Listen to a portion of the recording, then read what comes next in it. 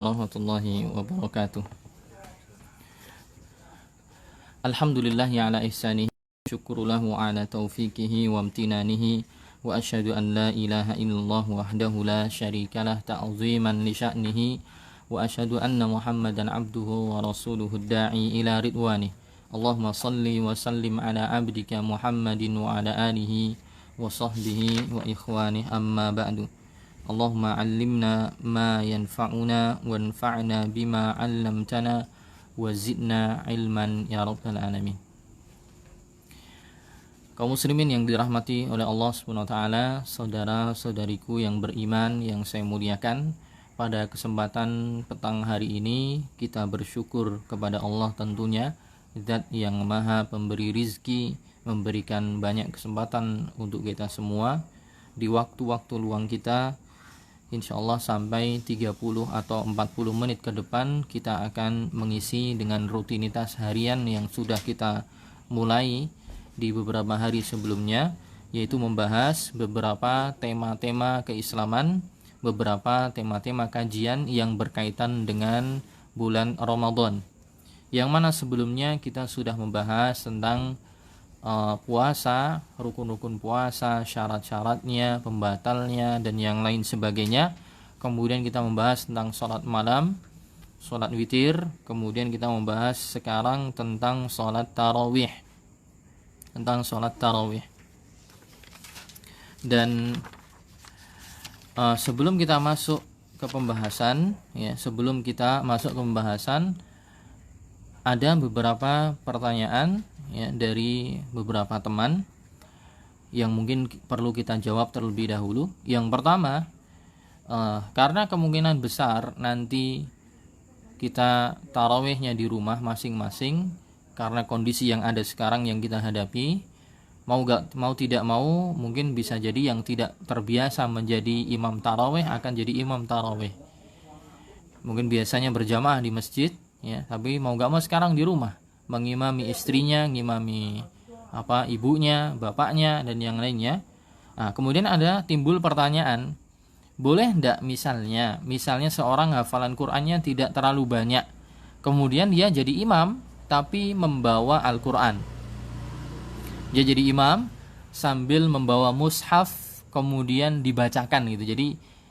Jadi imamnya baca Qur'an gitu. Boleh ndak? Di sini dibahas oleh para ulama, itu dibolehkan. Dibolehkan. Dalilnya apa? Dalilnya disebutkan dalam hadis riwayat Bukhari secara mu'allaq. Aisyah radhiyallahu anha, istri Nabi SAW, dahulu beliau punya budak hamba sahaya.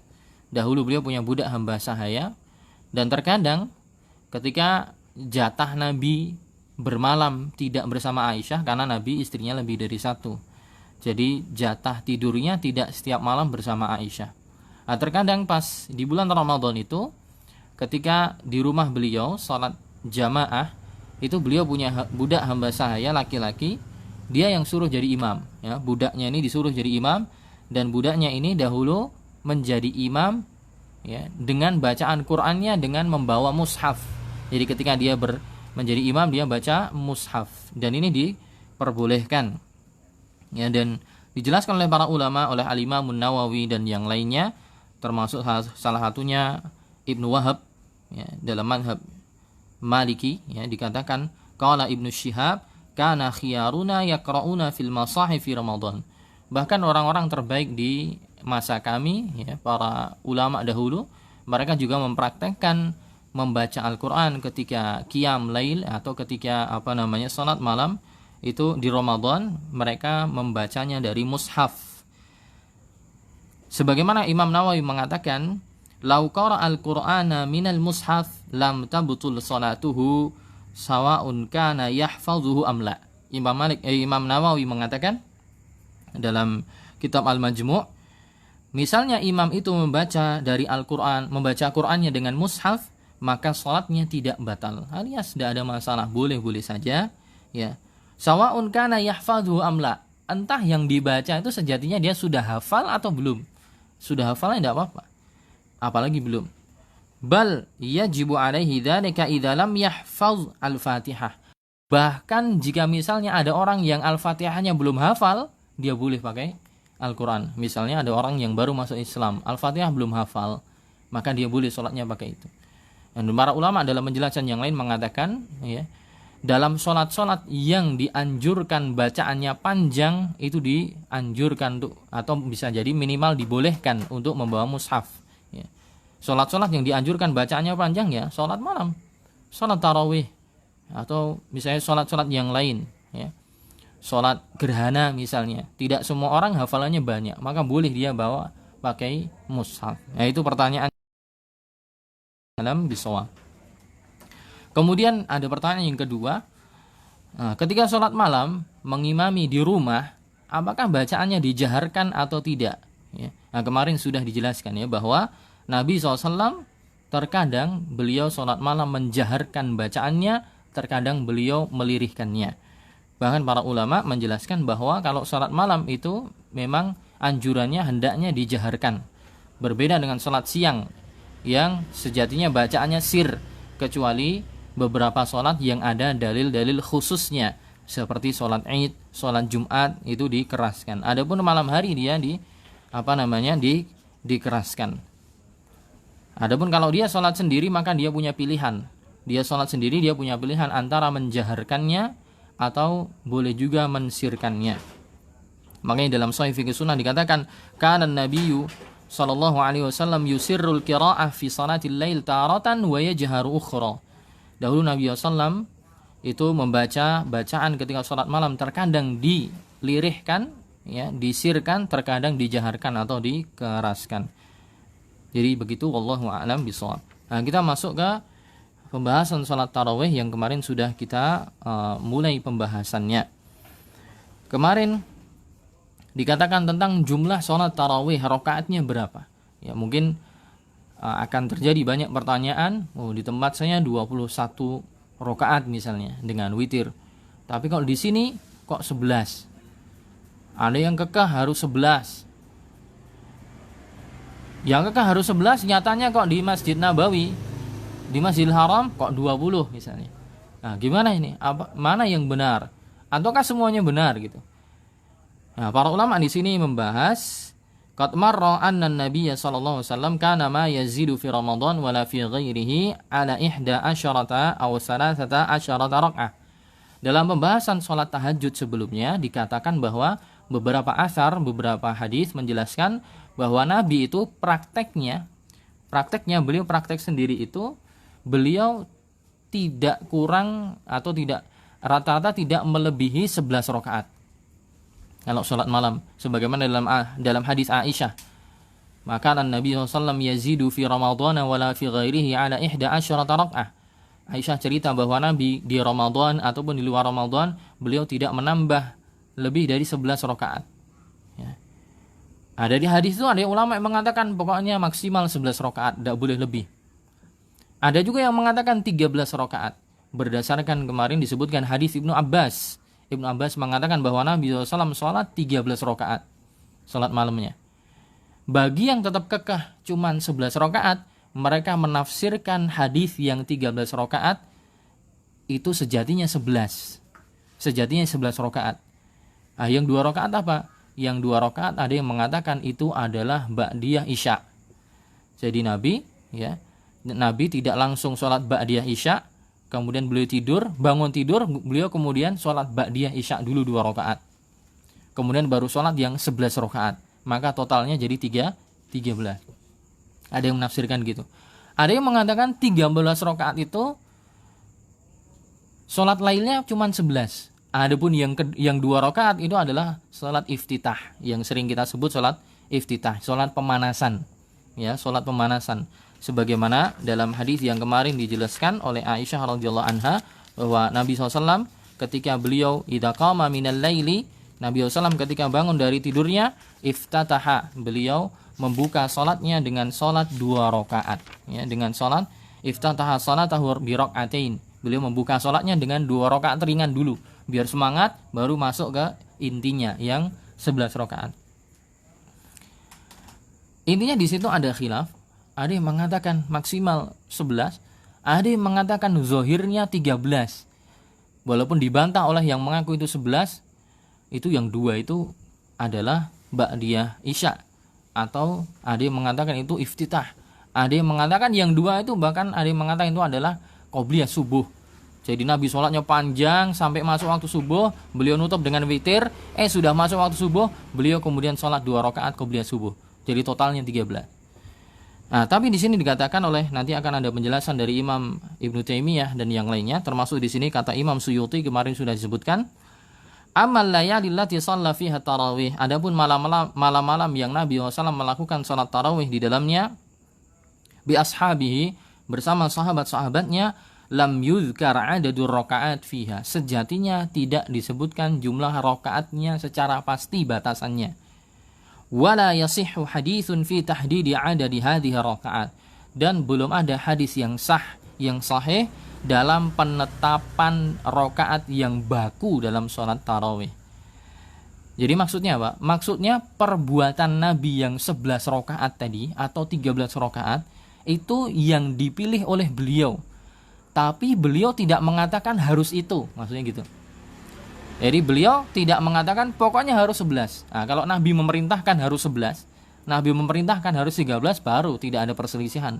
Yang jadi perselisihan adalah karena Nabi prakteknya begitu, tapi tidak ada lafaz, tidak ada pernyataan dari Nabi pokoknya harus 11 gitu. Makanya dari situ kemudian nanti ulama berbeda pendapat. Ya. Karena tidak ada penentuan yang pasti, maka kemudian di sini paling tidak ada 4 pendapat tentang rakaat salat tarawih. Yang pertama, pendapat pertama adalah mereka mengatakan bahwa salat tarawih itu cuma 11 rakaat. Kenapa? Alasannya di sini dikatakan li annahu huwallazi ikhtarahu an-nabi li nafsi. Alasannya kenapa cuma 11 rakaat? Karena itu yang dipilih oleh Nabi. Nabi milihnya prakteknya cuma 11 gitu. Dalil pendukung yang lain adalah hadis Sa'ib bin Yazid. Hadis Sa'ib bin Yazid ya, yang diriwayatkan dalam Muwatta'nya Imam Malik, disebutkan oleh Imam Malik dalam kitab Muwatta' beliau dari Sa'ib bin Yazid, dikatakan bahwa Umar ibn Khattab ya, memerintahkan Ubay bin Ka'ab wa Tamiman ad-Dari. Umar bin Khattab memerintahkan Tamim ad-Dari, sahabat Tamim ad-Dari, dan Ubay bin Ka'ab an yakuma bin nasi bi ihda asyarata raka'ah. Umar sendiri praktek memerintahkan Tamim ad-Dari atau Ubay bin Ka'ab untuk sholat bersama manusia, yaitu para jamaah, dengan sholatnya jumlahnya 11 rakaat. Wa kana al-qari' yaqra'u bil mi'in. Dan waktu itu ya, imamnya membaca mi'in. Mi'in itu adalah surat-surat yang jumlah ayatnya ratusan. Jadi bukan pendek. Hatta kunna na'tamidu 'alal 'asiyyi min tulil qiyam. Sampai saking panjangnya dari kepada tongkat karena saking lamanya berdiri. Wa ma kunna nansarif illa fi furu'il fajri. Dan kami belum selesai atau tidaklah kami selesai dari sholat tarawih bersama Ubay bin Ka'ab atau bersama Tamim ad-Dari atas perintah Umar kecuali subuh. Jadi 11 rakaat tapi ba'da isya sampai sebelum subuh gitu. Bayangkan bacaannya soal ayatnya yang suratnya yang ratusan. Ya Al-Baqarah, Ali Imran, An-Nisa, Al-Maidah, kayak gitu modelnya. Ini pendapat pertama yang mengatakan bahwa jumlahnya 11 rakaat. Pendapat yang kedua, 20 rakaat tanpa witir. 20 rakaat tanpa witir. Bisa jadi 21, bisa jadi 23 nanti. Kalau witirnya cuma 1 rakaat berarti 21. Kalau witirnya 3 rakaat berarti nanti jumlahnya 23. Pendapat siapa ini? Yang ini pendapat banyak para ulama. Pendapatnya Imam Ats-Tsauri, pendapatnya Ibnul Mubarak, pendapatnya Imam Syafi'i sendiri, wa ashabur ra'i. Dan ini diriwayatkan dari Umar dan Ali dan yang selain mereka berdua dari kalangan sahabat. Dalilnya apa? Dalilnya sama dengan yang dipakai di dalil yang 11 rakaat, yaitu hadis dari Sa'ib bin Yazid. Hadis dari Sa'ib bin Yazid yang disebutkan oleh Imam Malik dalam kitab Muwatta' tadi. Ya. Disebutkan anna Umar jama'an nas ala Ubay bin Ka'ab wa Ali wa ala Tamim ad-Dari ala ihda wa isyrina rak'ah. Disebutkan bahwa Umar bin Khattab juga memerintahkan Ubay bin Ka'ab atau Tamim ad-Dari Kalau tadi diperintahkan sholatnya 11 rakaat, ini 21 rakaat. Mereka membaca surat-surat yang ratusan ayatnya dan juga sama, tidaklah mereka selesai kecuali mendekati sholat subuh. Jadi seakan-akan Umar itu memvariasikan, terkadang 11, kadang 21 gitu. Terkadang 11, kadang 21. Nah, disebutkan oleh Imam Al-Kasani, beliau menyebutkan jama'a Umar ashaba Rasulillah fi syahri Ramadan ala Ubay ibn Ka'ab. Al-Kasani dalam kitab Al-Bada'i As-Sana'i, kalau tidak keliru di sini mengatakan bahwa Umar prakteknya beliau dahulu mengumpulkan para sahabat Nabi di bulan Ramadan untuk diimami oleh Ubay bin Ka'ab dan juga oleh Tamim Ad-Dari.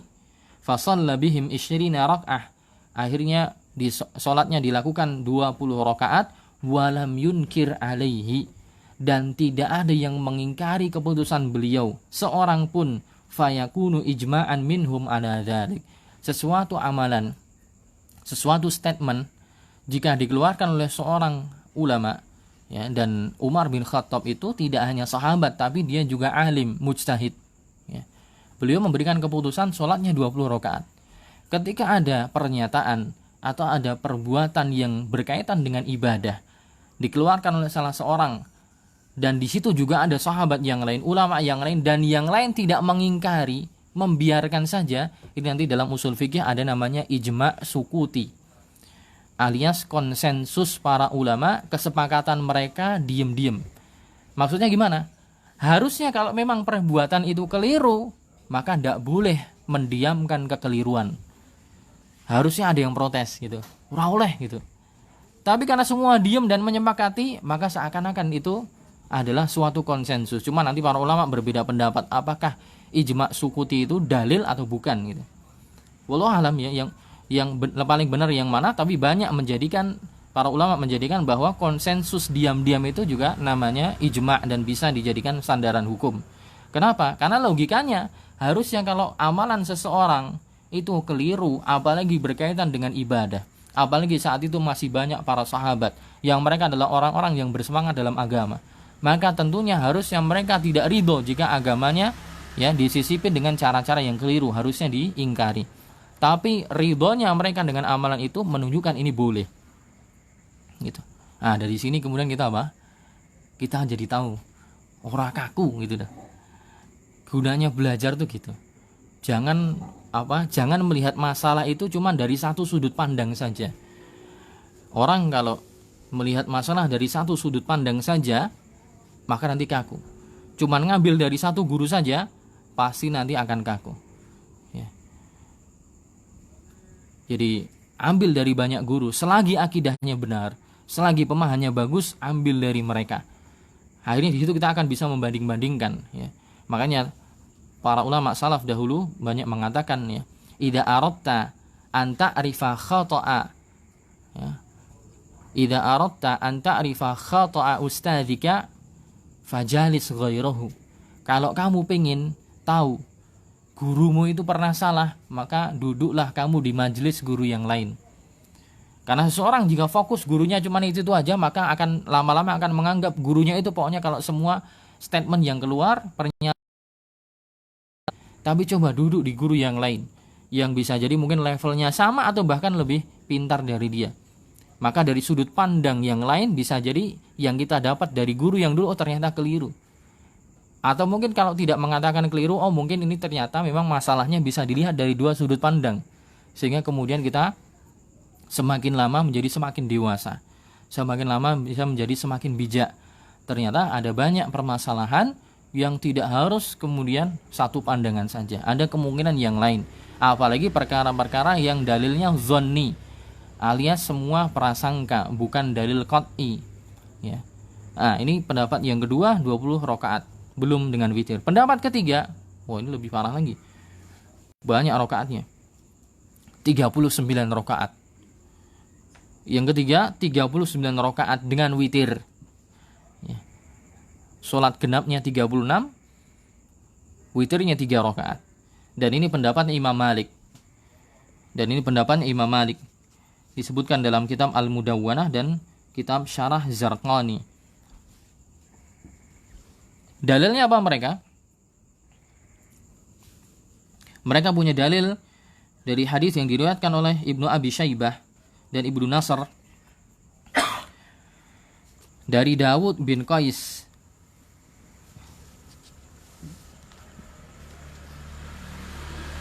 Dawud bin Qais mengatakan, "Adraktun nasa bil Madinah." Saya mendapati orang-orang di kota Madinah. Fi zamani Umar ibn Abdul Aziz. Orang-orang di Madinah di zamannya Khalifah Umar ibn Abdul Aziz. Wa Aban ibn Utsman, dan Aban ibn Utsman, yusalluna sittan wa salatina. Mereka salat tarawihnya jumlah rakaat genapnya 36 rakaat. Wa yutiruna bisalas, dan mereka witirnya dengan 3 rakaat. Dan Umar ibn Abdul Aziz ini seorang khalifah yang beliau mengembalikan ya keemasan kepemimpinannya seperti kepemimpinan di masa Umar ibn Khattab.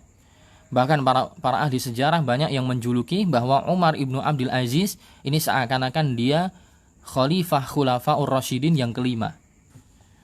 Jadi Abu Bakar, Umar, Utsman, Ali, yang kelima itu Umar ibn Abdul Aziz. Saking adilnya beliau, plus beliau juga ulama. Jadi pemimpin zaman dulu itu tidak hanya pemimpin, tapi juga ulama, alim. Ya. Nah, di zaman beliau itu sholatnya di Madinah, ya, di Madinah sholatnya 39 rakaat. Dan Imam Malik di sini dalam usul madhabnya, ya, dalam satu dalil yang dipakai oleh Imam Malik, ya, beliau itu punya dalil yang namanya amalu ahlil Madinah. Jadi Imam Malik itu imam Darul Hijrah. Beliau itu tidak hijrah kemana-mana. Beliau tinggal di Madinah. Berbeda pindah-pindah beliau, ya, pindah-pindah tempatnya. Tapi Imam Malik cuma di Madinah saja, nggak pergi-pergi. Makanya beliau diberi julukan Imam Darul Hijrah, imamnya tempat digunakan untuk hijrah. Nah, beliau itu meyakini, Imam Malik itu meyakini amalan yang dilakukan oleh penduduk Madinah maka itu dalil, gitu. Amalan yang dilakukan oleh penduduk Madinah maka itu sebuah dalil. Ketika penduduk Madinah mengamalkan suatu amalan, ya, dan tidak ada yang mengingkari, maka itu bisa jadi landasan hukum. Itu yang dipakai Imam Malik. Karena Imam Malik punya hadis yang menceritakan di zaman Umar bin Abdul Aziz, orang-orang melakukan sholat tarawih 39 rakaat dan tidak ada yang mengingkarinya, maka ini apa? Boleh untuk dilaksanakan 39 rakaat. Jadi ada 3 pendapat ini. 21 rakaat, 11 rakaat, ada yang mengatakan 39 rakaat. Nah, ini lebih horor, ya. Yang keempat berapa? 47 rakaat. Arba'una raka'atan wa yutiru bisaba. 40 rakaat dan witir dengan 7 rakaat. Witirnya 7 rakaat. Ini pendapat yang disampaikan oleh Hasan bin Ubaidillah. Dikatakan kana Abdurrahman ibn Aswad yusalli bina fi Ramadan. Dahulu Abdurrahman bin Aswad mengimami kami di salat Ramadan, alias salat tarawih 40 rakaat, dan beliau berwitir dengan 7 rakaat. Dan ini juga pendapat ini diriwayatkan atau disebutkan menjadi salah satu pendapat dari Imam Ahmad bin Hanbal, annahu kana yusalli fi Ramadan ma la yuhsa. Bahkan Imam Ahmad juga dikatakan diriwayatkan dalam kitab, disebutkan dalam kitab Kasyaful Qina dan Matalib Ulin Nuha, bahwa Imam Ahmad sendiri pernah sholat tarawih dengan jumlah yang tidak terbatas rakaatnya. Nah, kesimpulannya gimana? Nah, kesimpulannya di sini Ibnu Taimiyah mengatakan, wa hadza kulluhu sa'ighun. Semua gambaran jumlah rakaat ini semuanya boleh untuk dilakukan. Fakaifa maqama fi Ramadan min hadhil wujuh faqad ahsan. Maka bagaimanapun juga orang yang mendirikan salat malam di bulan Ramadan dengan model-model yang disebutkan tadi, maka dia telah berbuat baik. Wal afdal yakhtalifu bi ikhtilafi ahwalil musallin. Tapi yang afdal tentunya akan berbeda dengan kondisi setiap jamaah. Alias imam mau milih berapa rakaatnya melihat kondisi jamaahnya. Kalau jamaahnya di sini dikatakan fa in kana minhum ihtimalun litulil qiyam. Kalau jamaahnya masih muda-muda, kuat-kuat, dan mereka kuat untuk berdiri lama, maka pakai rokaat yang sedikit. Rokaat yang sedikit tapi berdirinya lama. Fal qiyamu bi asyri raka'atin wa salat ba'daha. Nah, kalau Ibnu Taimiyah ini berpendapat yang lain. Beliau mengatakan 13 rakaat. Kalau mereka orang-orang yang mampu untuk berdiri lama, maka melaksanakan ya salat tarawihnya bi asyri rakaat wa salat. Dengan 10 rakaat dan 3 rakaat witir. Maksudnya beliau berpendapat 13. Jadi kalau ditambah pendapat tadi berarti ada 5. Ada yang mengatakan 11, ada yang mengatakan 13, Ibnu Taimiyah ini, ada yang mengatakan 21, ada yang mengatakan 39, ada yang mengatakan 47. Intinya beliau memberikan ringkasan, lihat-lihat kondisi jamaah. Kalau jamaahnya kuat, maka memilih ya waktu berdiri yang lama. Beliau mengatakan 13 rakaat atau mungkin kita katakan 11 rakaat. Tapi bacaannya panjang loh. Sebagaimana Nabi dahulu yusalli li nafsihi fi Ramadan wa ghairihi, sebagaimana Nabi dahulu beliau salat untuk dirinya sendiri di bulan Ramadan dan selain Ramadan, ya, beliau memilih 11 rakaat atau 13 rakaat tapi bacaannya panjang. Wa in kanu la yahtamiluna fal qiyamu bi 20 rakaah wal afdal. Misalnya tidak mampu berdiri panjang, ya, berdiri panjang capek misalnya atau capek semua ya. Atau mungkin asam urat ya. Maka dia memilih yang 20 rakaat tanpa witir karena mungkin waktu berdirinya lebih singkat, langsung ruku kemudian sujud, ada gerakan lah, jadi ada selang-seling gerakannya sehingga tidak terlalu capek daripada berdiri ya dengan waktu yang panjang. Ini yang afdal, huwallazi ya'malu bihi aktsarul muslimin, yang banyak dipraktekkan oleh sebagian besar umat Islam.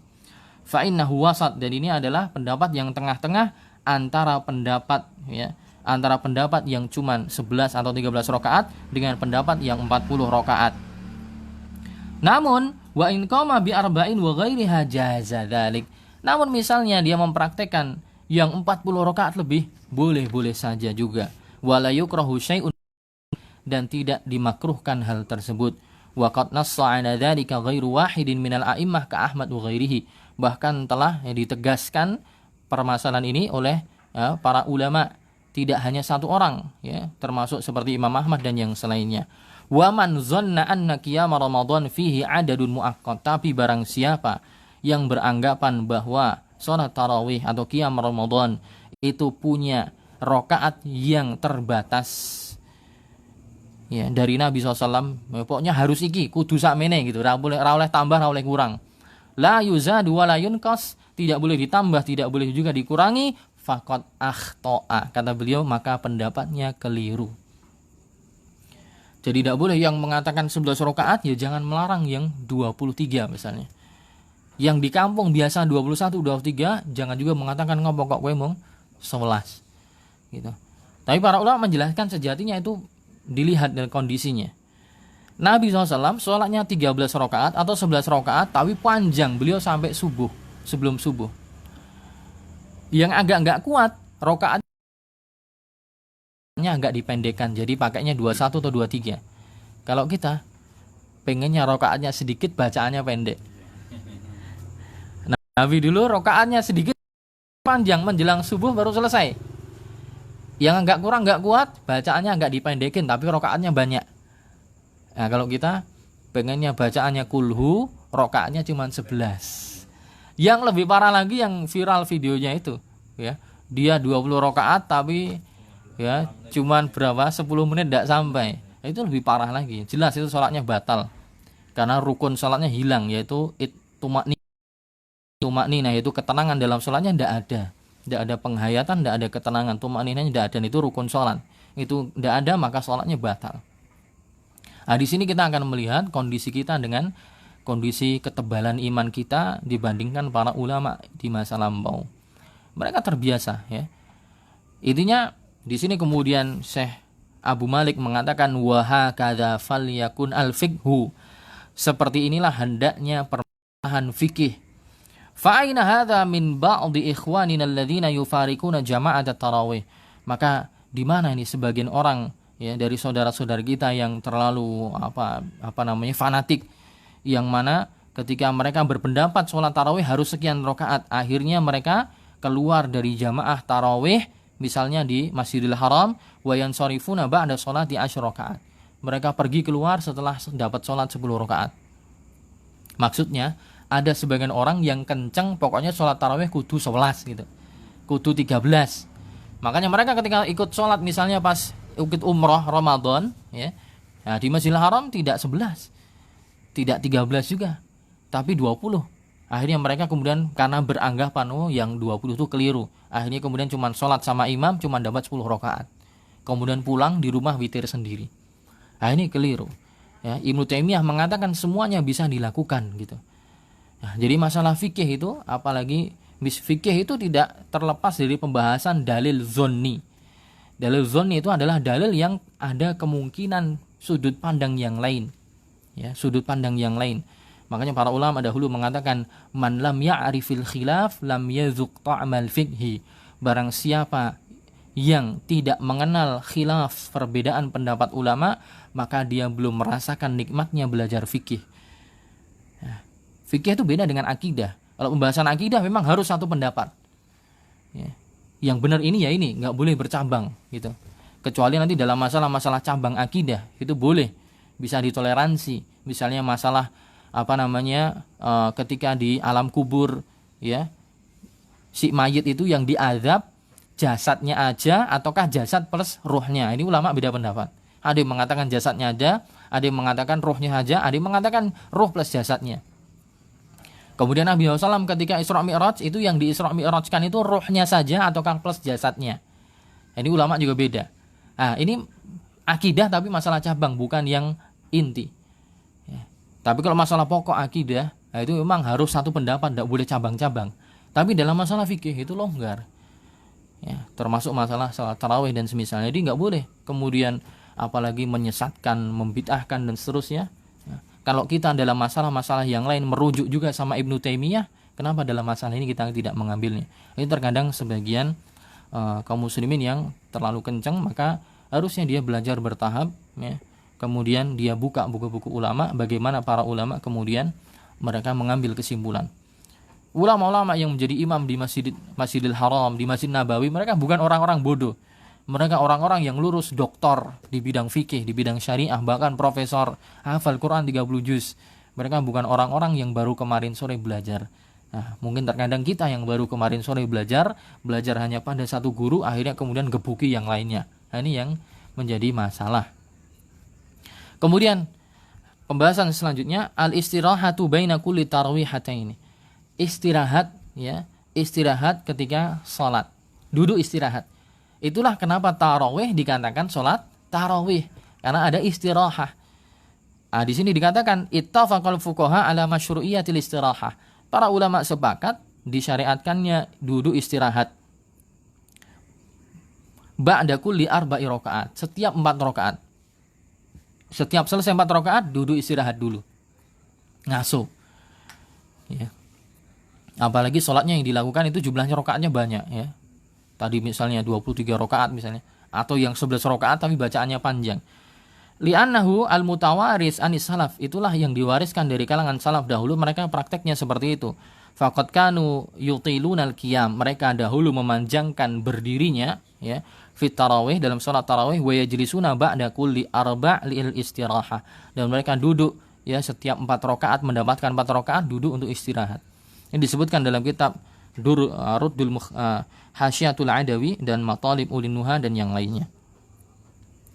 Nah, dalilnya apa? Nah, mungkin kita ditanya, dalilnya apa kok ada duduk istirahat?